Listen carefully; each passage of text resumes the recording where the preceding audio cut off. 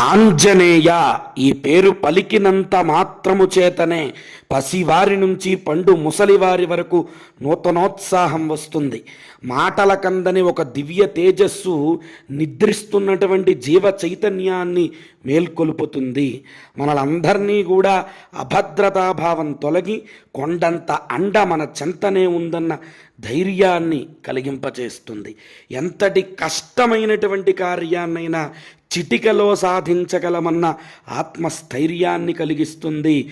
దుష్ట శిక్షణ శిష్ట రక్షణ చేసేందుకు పరమశివుడే రామకార్యాన్ని సిద్ధింపజేసే సంకల్పంతో హనుమంతునిగా అవతరించాడు. హనుమంతుడు వైశాఖ కృష్ణ పక్ష దశమి పూర్వాభాద్ర నక్షత్రంలో మధ్యాహ్న వేళలో అంజనా కేసరి అనే పుణ్య దంపతులకు జన్మించాడు.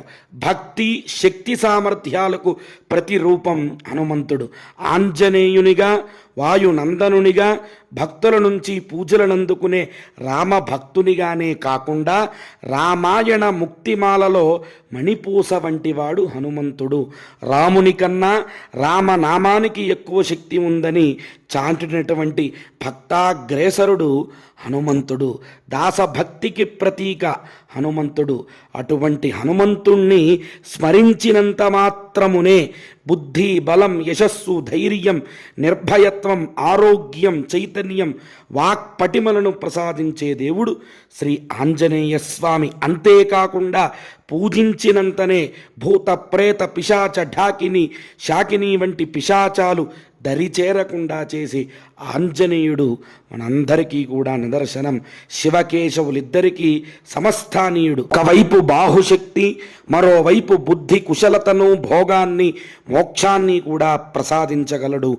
నర పశు నర దైవ తత్వాలకు ప్రతీక ఆంజనేయుడు. ఇటువంటి హనుమత్ జయంతి పర్వదినన్నాడు ప్రతి ఒక్కరూ కూడా ఆంజనేయుడికి చక్కగా సింధూరమును తమలపాకును వడమాలలను విశేషంగా సమర్పించి ఆ యొక్క ఆంజనేయుడు అనుగ్రహంతో అందరూ కూడా సమస్తమైనటువంటి మంగళాలని పొందండి. జై శ్రీరామ్, జై హనుమాన్.